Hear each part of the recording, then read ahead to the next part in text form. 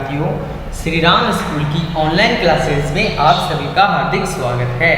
आज हम कक्षा 3 लेसन नंबर 9 इंग्लिश विषय जिसका नाम है वर्ड्स पैराडाइज का अध्ययन करेंगे। देखिए, वर्ड्स पैराडाइज मतलब क्या होता है। वर्ड्स पैराडाइज यानी होता है पक्षियों का स्वर्ग। पैराडाइज यानी होता है स्वर्ग। ठीक है बच्चों, चलो अब आगे चलते हैं, कुछ डिस्कस कर लेते हैं। ठीक है बच्चों, ध्यान से पढ़ना, बहुत ही अच्छा पार्ट है। तो देखिए क्या लिख रहा है, have you seen A sparrow, क्या आपने गौरैया देखी है। Yes I have scene A sparrow, हाँ मैंने गौरैया देखी है, इसका आंसर हो जाता है।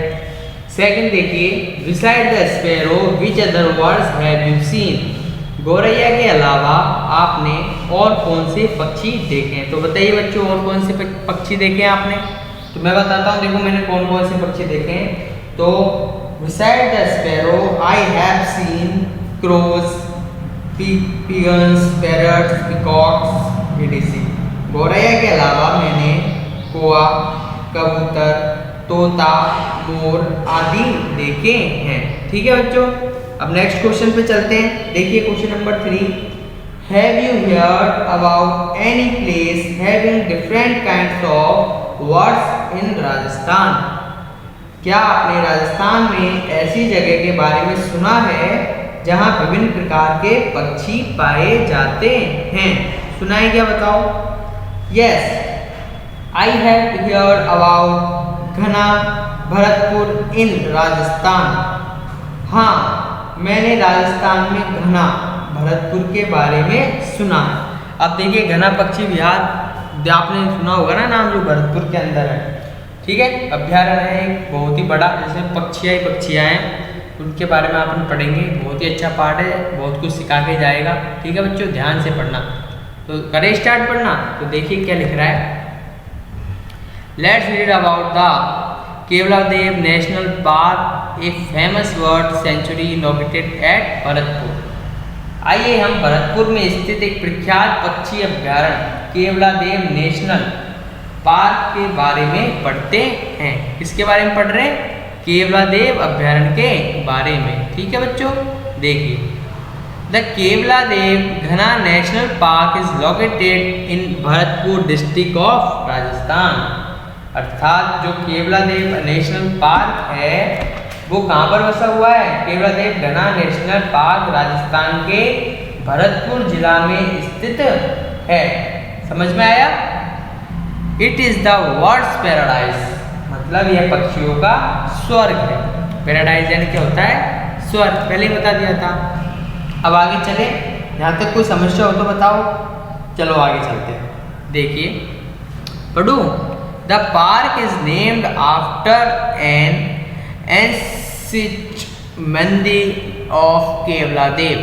ठीक है, the park is named after an ancient mandir of Keoladeo developed of lord Shiva. तो देखिए, पार्क का नाम केवलादेव के एक प्राचीन मंदिर जो भगवान शिव को समर्पित पर है। समझ में आया, किसको समर्पित है, भगवान शिव को समर्पित है।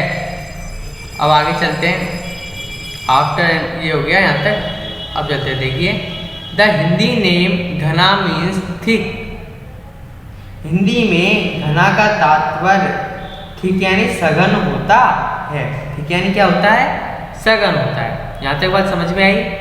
Hair ghana therefore refer to a thick area of forest, इसलिए घना यहाँ पर एक जंगल के घने क्षेत्र का उल्लेख करता है।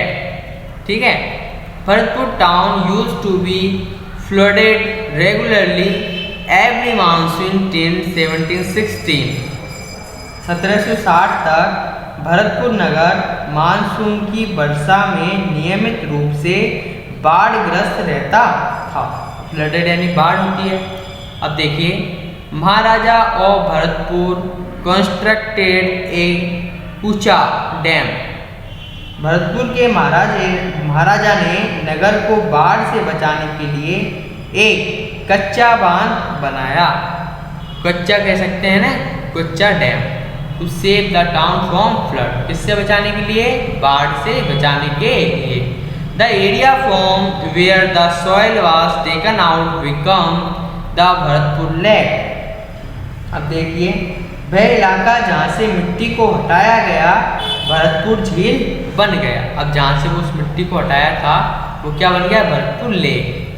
It become one of the best duck shooting wetlands in the world. यह संसार में बतख शिकार के सबसे अच्छे स्थान में से एक दलदली स्थान बन गया। ठीक है। What in 1965 the government banned the shooting of birds। 1965 में सरकार ने पक्षियों के शिकार पर प्रतिबंध लगा दिया, मतलब कोई भी शिकार नहीं करेगा। ठीक है। अब देखिए आगे, the area was declared A national park इन 1982। 1982 में इस इलाके को एक नेशनल पार्क के रूप में घोषित कर दिया था। ठीक है। It was recognized as a World Heritage Site in 1985। 1985 में यह स्थल संसार की एक धरोहर के रूप में पहचाना गया। आगे बात समझ में, 1985 में एक धरोहर के रूप में पहचाना गया। Bharatpur park is the world watchers डेजिलाइट्स।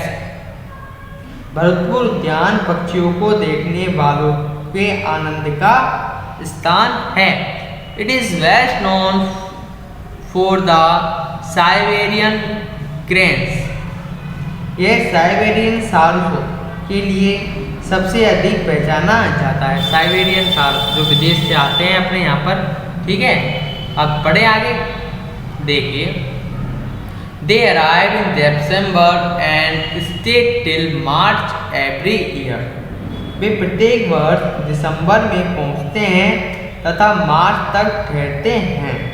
मतलब यहाँ पर क्या आते हैं? साइबेरियन सारस आते हैं, वो दिसंबर में आते हैं और मार्च तक यहाँ पर रुकते हैं। अब देखिए, Siberian other migratory birds also arrive from as far as Siberia and central Asia to spend their winters in Bharatpur. देखिए, दूसरे अनेक प्रवासी पक्षी भी भरतपुर में अपना शीतकाल बिताने के लिए साइबेरिया तथा मध्य एशिया से यहाँ पहुँचते हैं। समझ में आए? कहाँ से आते हैं? एक तो साइबेरिया से आते हैं और एक मध्य एशिया से आते हैं। अब देखिए कौन कौन से हैं?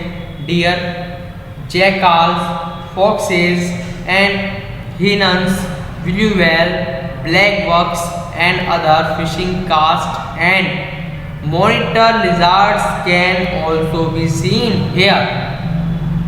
यहाँ पर हिरण, सियार, लोमड़िया तथा लकड़बग्गा, नीले सांड, काले हिरण और दूसरे मछलियाँ को शिकार करने वाली बिल्लियाँ तथा विशालकाय छिपकलियाँ भी देखे जा सकते हैं।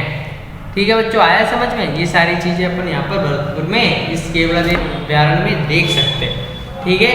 कुछ ग्लॉसरीज पढ़ लेते हैं, आपको याद करनी है। लोकेटेड यानी स्थिर या बसा हुआ, पैराडाइज यानी स्वर्ग, एनिसेंट यानी प्राचीन, और रेगुलरली यानी नियमित रूप से, कंस्ट्रक्टेड यानी निर्माण किया, रिकॉग्नाइज यानी पहचाना जाना है ना, और रिटेड यानी धरोहर। अब देखिए, डिलाइट यानी आनंद, मिग्रेटरी यानी प्रवासी, लिजार्ड्स यानी छिपकलियाँ, और सेंचुरी यानी अभ्यारण्य। ये सारे आपको याद करने हैं। ठीक है। यह अपना चैप्टर होता है समाप्त। इस चैप्टर में यदि आपको कोई प्रॉब्लम हो तो कमेंट बॉक्स में कमेंट कीजिए, हमारे चैनल को लाइक कीजिए, शेयर कीजिए और सब्सक्राइब कीजिए। धन्यवाद।